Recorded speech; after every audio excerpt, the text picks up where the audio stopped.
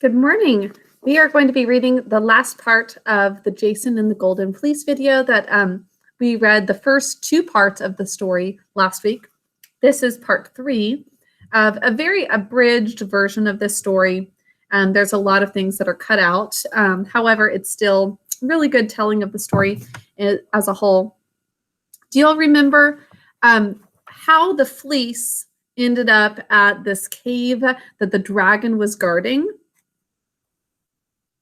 There are these two children, Helle and Phrixus, and they had this evil stepmother who basically was going to have them sacrificed, and a golden ram saved them, and they flew on that golden ram. Sadly, Helle fell off, but Phrixus kept going, and the golden fleece was from that ram, and he laid it on a tree, apparently, and this dragon has been guarding it.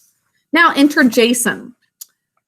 Jason had this schooling from a centaur, and he came back to his evil uncle, and his evil uncle wants him to go on this journey. Why does he want him to go on this journey to get the golden fleece? Remember?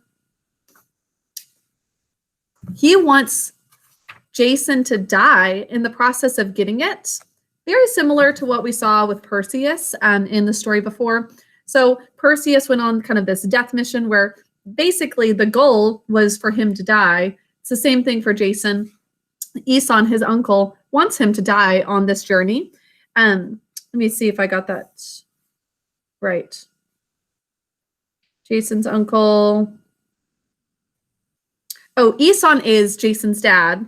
It's Peleus who is the uncle.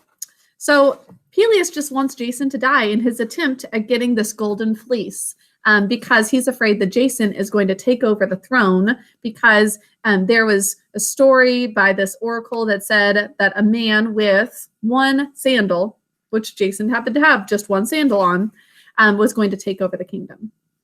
So part 3, Jason and the Golden Fleece, we're going to continue hearing about the character of Jason and also about Peleus and Aeson. So for many weeks and many months, Jason and his crew of bold adventurers sailed on the Argo. And when the wind failed or when they were in dangerous waters, they took to their oars and they guided the ship through each perilous situation. They visited many islands and encountered many strange creatures along the way. There are some tellings of this story that get into all of those adventures. This one does not get into all of them, though. They fought with a band of hideous giants, each having 6 hands. They escaped from the water nymphs, who wanted to imprison them in their crystal caves. They slew the vicious harpies, and harpies are these winged monsters that have the head of a woman, but the body and claws like a giant bird. So these harpies, they slew, which means they cut them up with their swords. Those frightful flying creatures with hooked beaks and iron claws and shrieking cries, and they navigated their way through the treacherous wandering rocks, which would suddenly crash together when a ship tried to pass between them. They'd try to crash the ship. Now they were able to escape all of these, and Jason's crew on the ship, the Argo, and the Argonauts were their name, like astronaut. Some of them died, but Jason and many of them continued on. Now, after all these and other adventures as well, the Argonauts finally arrived in Colchis and were brought to the palace of the king. Now, the king, whose name was Aeetes, this is at the place where the fleece is, really close to. So they're going to Colchis, and Aeetes is the king there, which is a weird name, I know. Aeetes looks like this.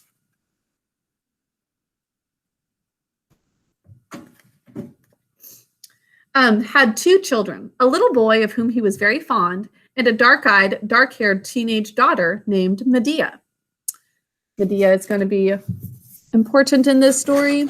There's her name. That's Aeetes' daughter, who was actually a witch and had many magical ways about her. Not an evil witch, but she was magical. Aeetes was seated on his throne with his little son at his feet and Medea at his right hand. When the Argonauts were brought before him, Jason was asked what his business was in Colchis. And when he answered that he had come to take the Golden Fleece back to Greece, the king laughed aloud and said, "You have come on a very bold mission. But the fleece of gold can be won only by those of great courage. If you can perform 3 tasks I set out for you, only then will I know that such courage is yours, and only then will I allow you to carry away the fleece." So he says, there are 3 tasks. If you do all of these, I will let you find the Golden Fleece. It still takes some time to get past this dragon and get the Golden Fleece. But he will be able to do it if he does these 3 tasks. Now, the tone in which the king made this challenge showed that he was not afraid of losing the Golden Fleece. But Jason was not discouraged, and he asked the king to tell him about the 3 tasks that he must perform.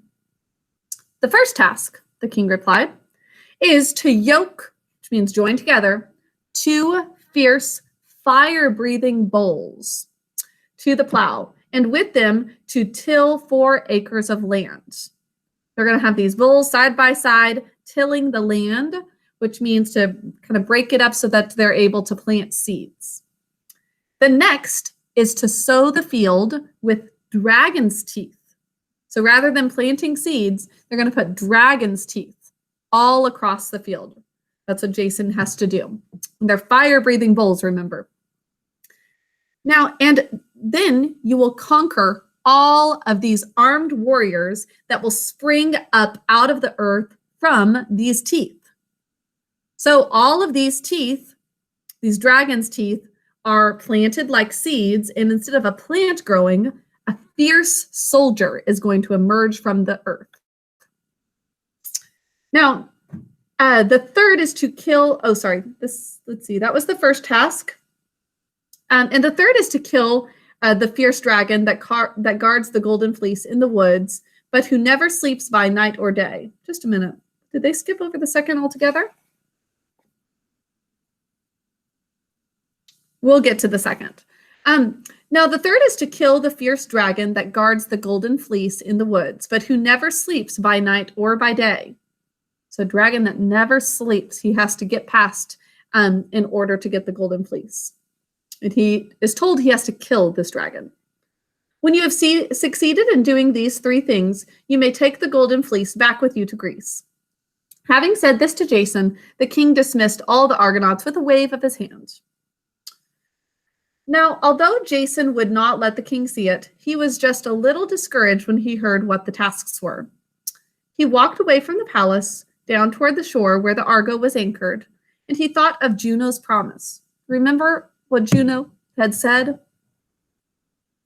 Now, Jason did a kind thing and took care of Juno, who was disguised as this old woman, taking her across a river, and she promised to help him in time of need. So, and he greatly wished that she would help him right now with these tasks. When he came to the ship, he found that there was help awaiting him. For Medea, the king's daughter, had fallen deeply in love with him and had come to talk with him and offer him her aid. She promised to tell Jason certain secrets that would help him to do these tasks that seemed so impossible. Now remember, she not only is Aeetes' daughter, so she might know things because of hearing it from her father, but she also is a magical witch, so she may have the ability to conquer or to conquer the soldiers or warriors that come from the earth, and also the bulls and the dragon. By the way, I think they consider the bulls as task 1 to like yoke them together and then sow the field. And then the second task is conquering the soldiers that spring from the earth. Then the third one is to kill the dragon. I think the first 2 kind of go together. Now, when he came to the ship, he saw Medea there. She's fallen in love with him and she's offering help. It may seem strange that Medea was willing to leave her home and all the people who loved her to go so far away with this stranger. Indeed, the girl herself hardly knew why she did it. But the truth was that Juno had not forgotten her promise to help Jason. And the only way she could do it was by making Medea love him so much that she would be willing to give up everything for his sake. So it was because of Juno that Medea fell in love with Jason. It was really Juno who helped him. Now, the king's daughter gave Jason a magic potion that had the power to protect whoever was anointed with it from harm by either swords or fire. And then she told him just what he must do to overcome the fierce bulls and the armed men. After she left him, he paced up and down the seashore for a long time, thinking about Medea and about the tasks the morrow would bring. The next morning, all the people of Colchis went in a great crowd to the field where Jason was to meet his death. They're watching like it's a gladiator match. They think he is going to die in trying to yoke these fire-breathing bulls together, task 1, and fighting off the soldiers when they spring from the soil, task 2. Now, in the midst of them sat King Aeetes himself, with Medea at his right hand. In all that vast crowd, she was the only one who dared to hope that Jason would be successful. Nobody else is really hoping for him to succeed. As soon as Jason entered the field, the two bulls came snorting and bellowing towards him. Remember, they're fire-breathing, not just any old bull. If you could have seen the creatures, you would have believed, as all the people did, that Jason's last hour had come. He was going to die, they believed. They were great ugly creatures with hoofs of brass and horns pointed with iron. As they came trampling along, making the ground tremble at each step of their brazen hooves, they breathed out curling flames from their nostrils, so that the fields and the air itself seemed to be on fire. Now remember what Medea gave him? A potion to protect him from flames and, swords and fire. But Jason did not feel the heat of the flames, thanks to Medea's magic potion. He went up close to the angry creatures and, seizing them by the horns, this is very smart, dashed their heads quickly together until the bulls were stunned. He's knocking their heads together so that they're disoriented. Then he swiftly slipped the yoke over their heads, and the bulls were now as gentle as cows. And Jason plowed the 4 acres in straight ridges and furrows. So task 1, successful.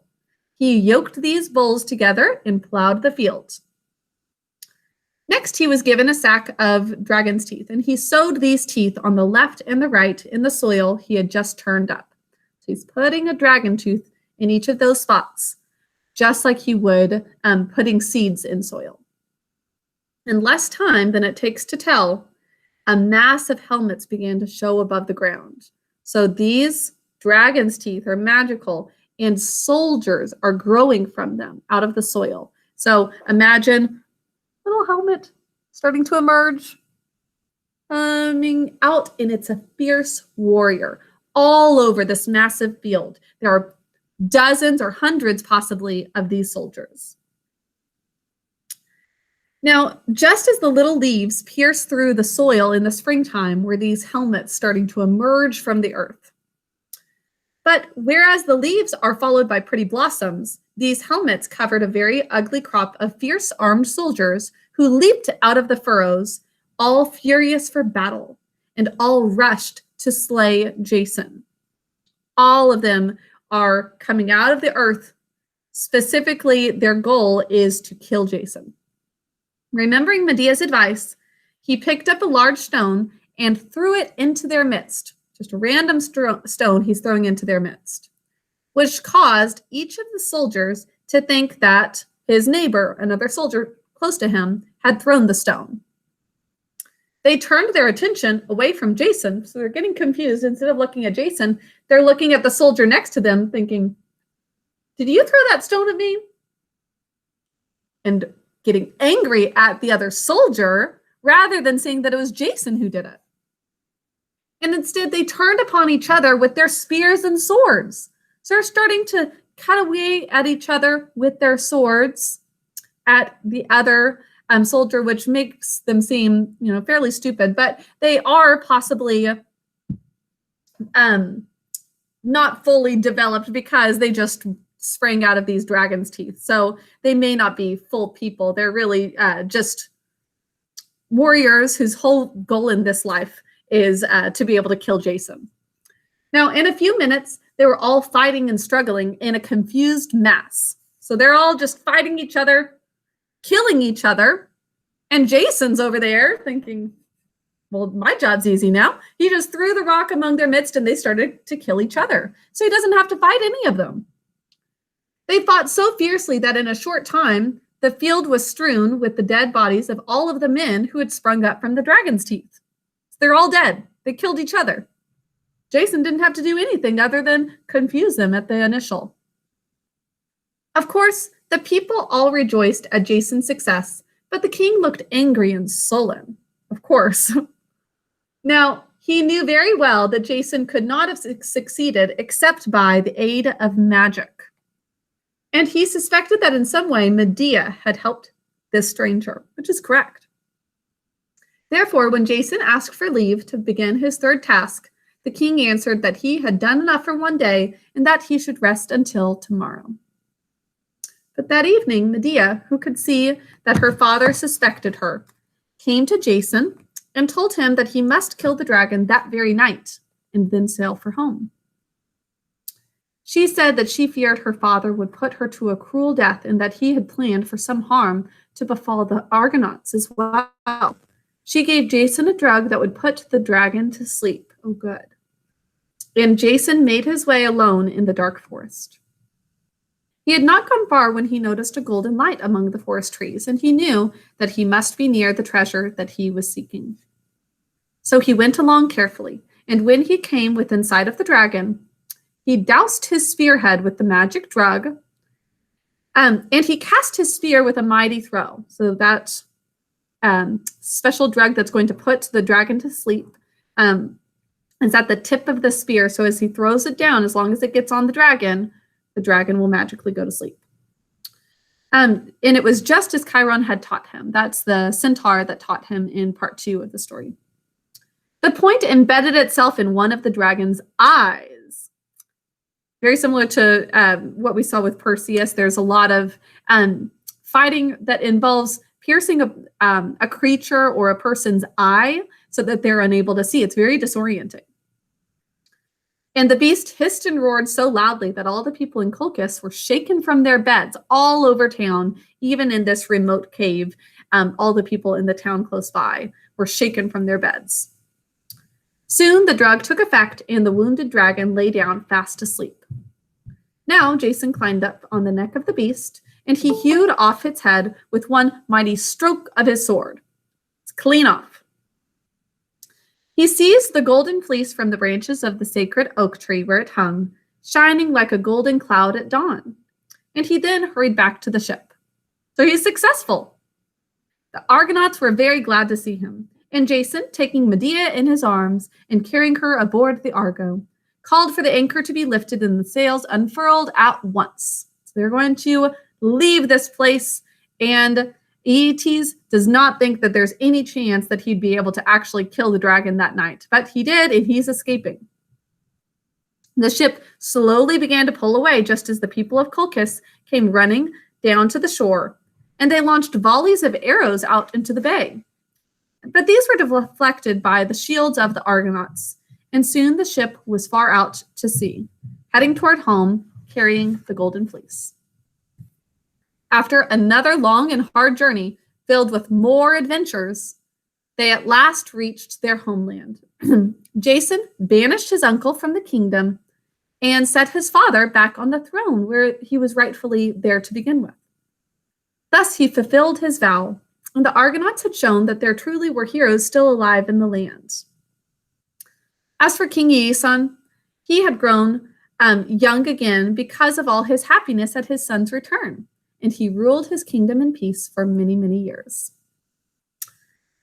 So a couple of extra words about some of the Greek words from this story. Sophos in Greek means wise, and so we get words like philosopher and sophisticated from that. And moros, it says, means fool. So actually the word sophomore, which is somebody who is either in like the 10th grade in high school or their second year of college, it means a wise fool because they are learning some, but they're still foolish. They don't know enough. Was just the extra little note at the end there. So that's the story of Jason and the Golden Fleece. There are definitely other great tellings of this story as well. Once again, some that get into a lot more detail than this one. This skips over some of the adventures. But it is a wonderful, epic story. A lot of other adventure stories are really based off of this model. And so I'm sure some of you noticed some similarities to other adventure stories. I'd love to hear some of those tomorrow in class, if you could share some things that are pretty similar to this story that you've either read before or maybe seen in the form of a movie or TV show. Okay, well, that is all for today. There are some questions to go along with this story. I'll talk to you later. Bye.